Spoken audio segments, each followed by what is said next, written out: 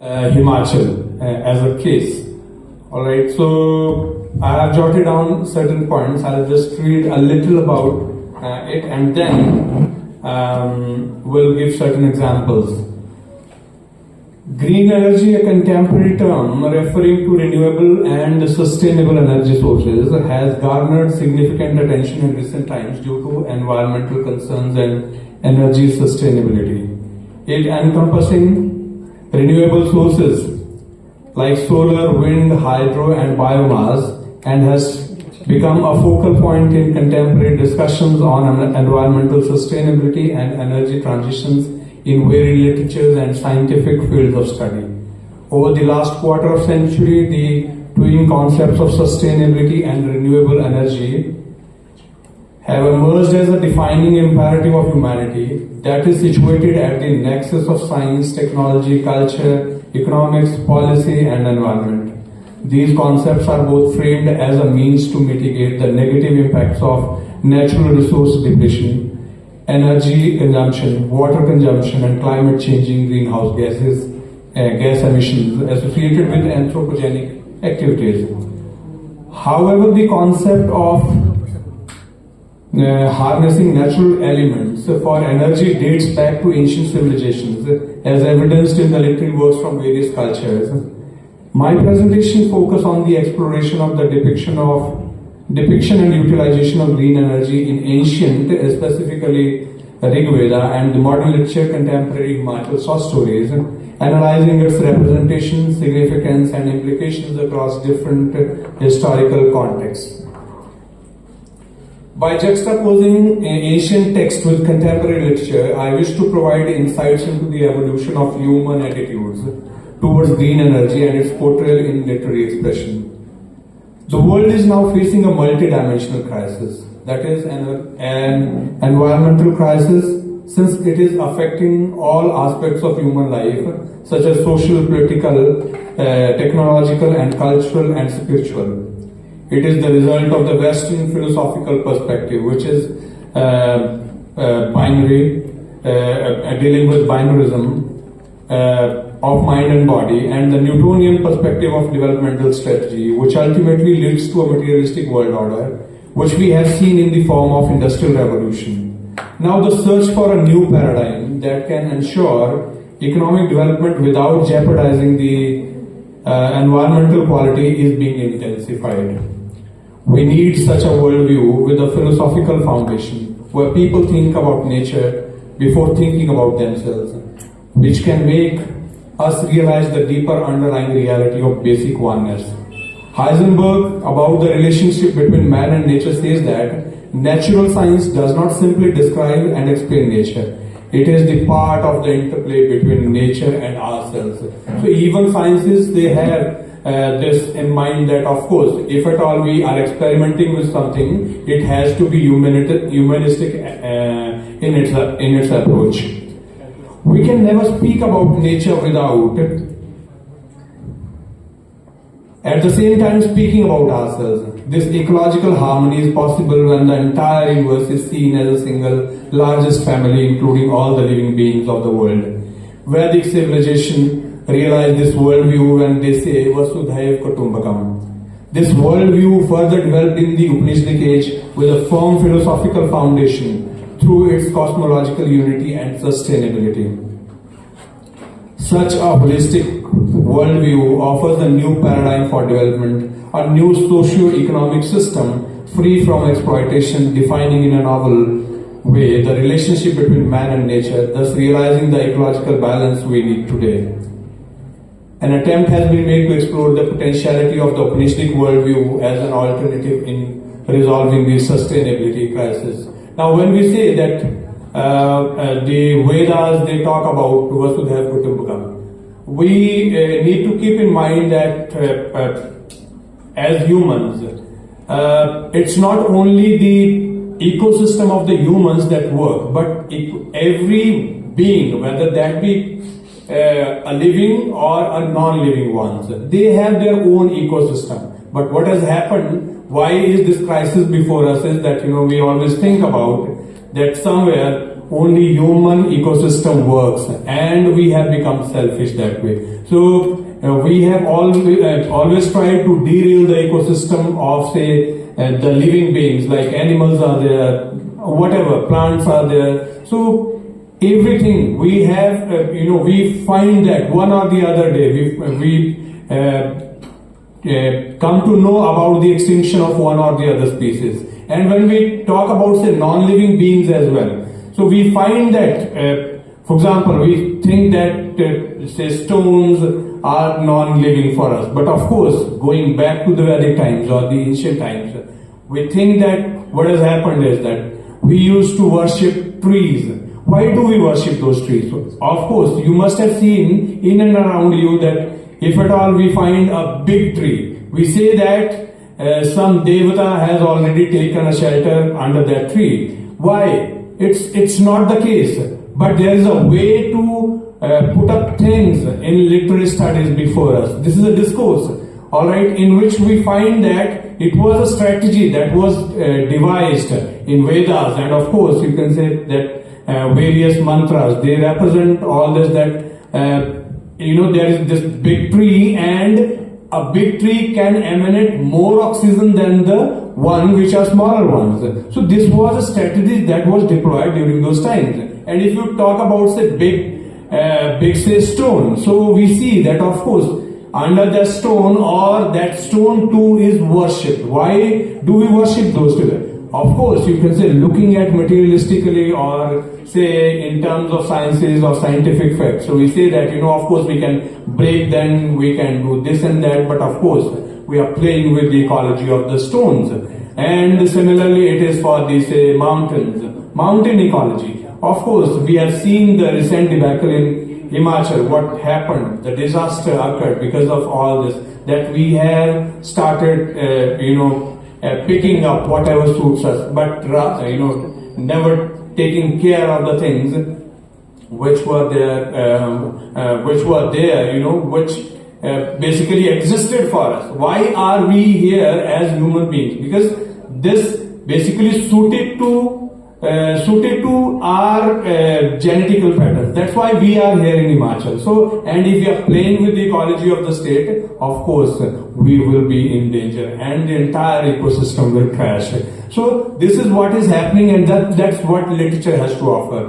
What we offer in literature is we need the understanding, and ultimate purpose is that of that understanding. And for that, of course, different stories are there, people are working towards it. We put up stories of one or the other thing, and of course many stories are there. I don't know how many of you are here as students of literature, and how many of you have ventured into reading some of the stories concerning, say, climate change and all. So I expect that whatever I'm trying to put up before you is that we need to understand the ecology of everything that is before us.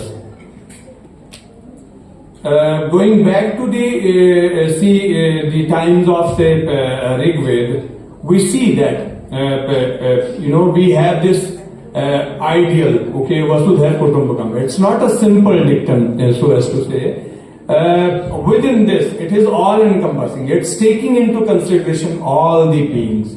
That this entire earth, it's just not about the human being, but whatever constitutes this particular cosmos, or when we say it may be Dhara, so Dhara doesn't mean Dharti only, but Dhara is, you can say, it is encompassing all the entire universe. So that way, this is our universe. We are a part of it. We are being affected by all this. So what we need is that we need to consider all its elements, whether they be living or non-living. And then so there was during Vedic times this harmony with nature. Man has that harmony with nature. And then another point that was that I just want to make is that in every part of the world, in every country, we see that there are certain sacred groves.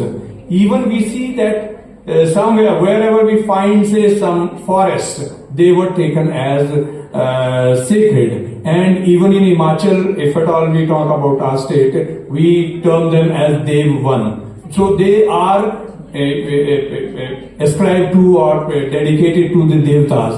These many trees or that particular grove is a part of the devtas. The strategy is just to make people, you can say it's not a scaring strategy, but of course, till the time we don't understand the importance of such, all the trees and all, if we don't know that, trees give us oxygen and that, how important they are for our life, sometimes we may end up, you can say, playing with their lives. So that is basically a strategy. Another one is, then we made a move from, say, from Rigvedic literature, and we came to this romantic literature. All right, I hope literature students know about a romantic movement in literature. So there we see that how we worship nature, how nature is important for us, and within that romanticism, it's just not the nature. Nature again encompasses human beings as well. Then there was till the time Industrial Revolution appeared on the scene.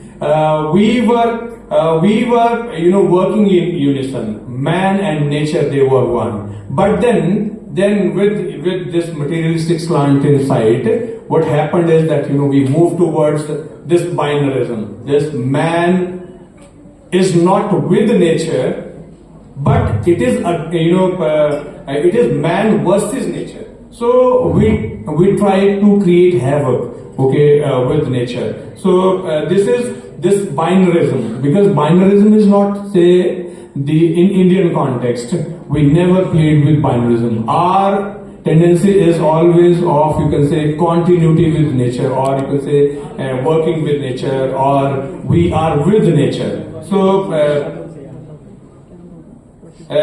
when it started working in, say, Western scenarios, that way, we find that somewhere we started playing with nature, and this is the result that nowadays we are discussing the green energy, how we have to venture into this very concept and how we have to achieve this goal. Then again, coming to the Vedic text, we see that we talk about different kinds of energy. For example, there is fire. Why do we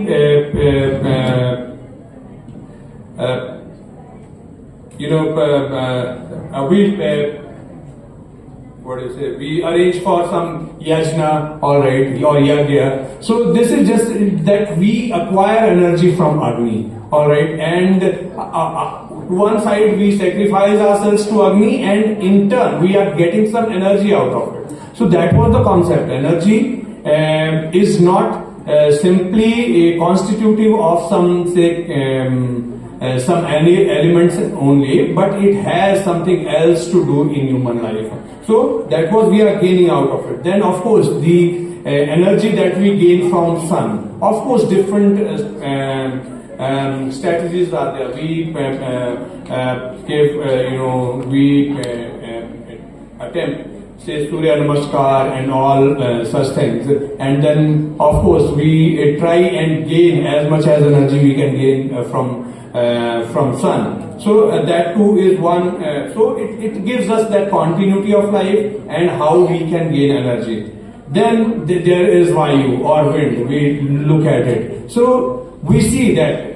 You see in scriptures we talk about, or it has been talked about, that Hanumanji is always there. Why do we say? Because of course Hanumanji is considered as Pavan Sut. So of course that energy or that Vayu energy will remain through and through. So this is there. That was the concept. Of course we associate things, and of course again you can say I can take you towards Ramayana as well. We find that even in the times of distress, how we find that even the of course it has been associated as monkey as god, or there are certain other gods.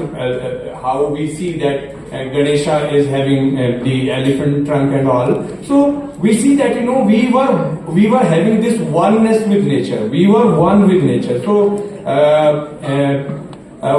in that semblance or oneness with nature, we were leading our life, all right, through and through. And then of course we are talking about water. So water, of course, it is a source of purification for us, and it is a source of vitality as well. How we survive, it is because of all these elements and aspects through which we continue our life.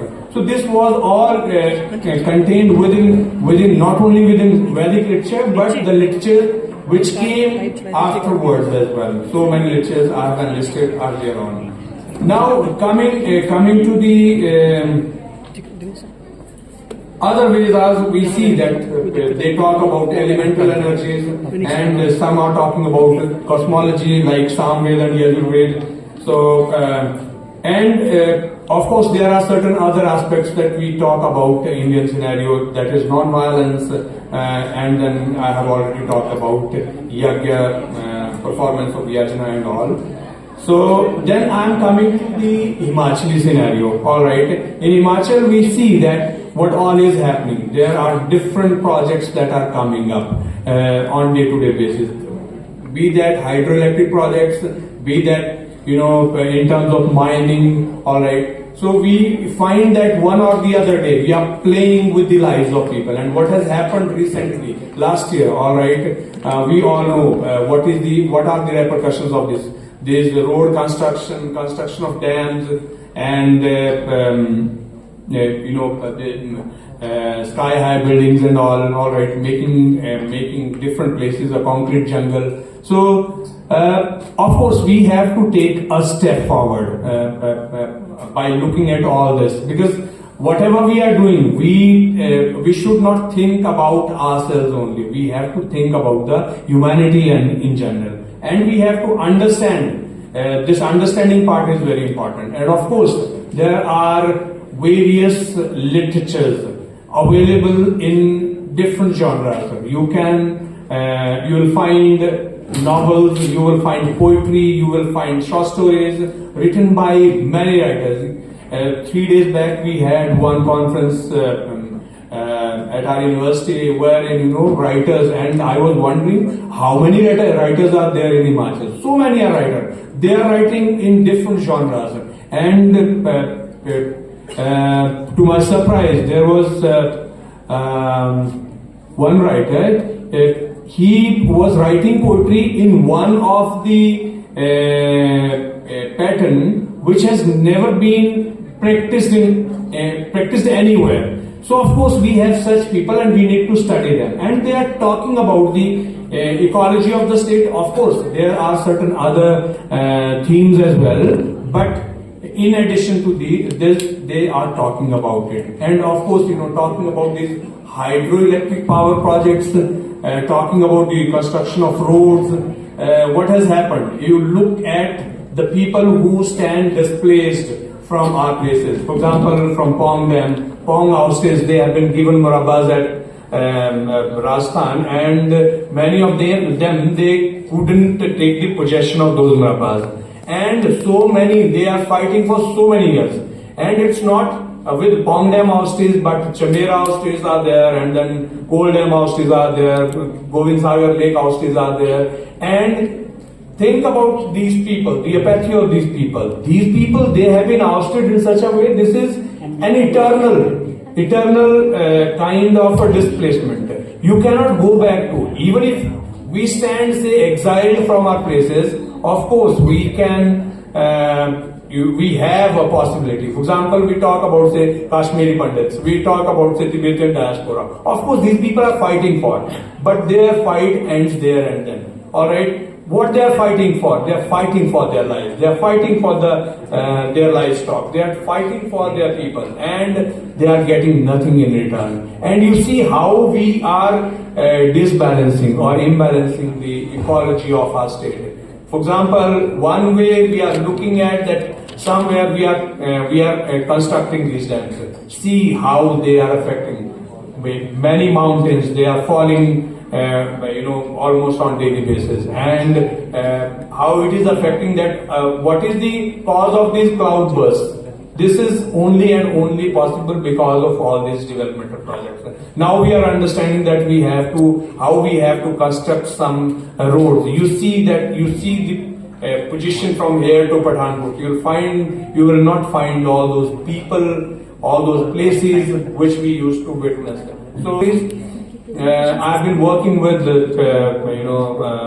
my students who are researching on these aspects of various ecological aspects. So they are working on it, and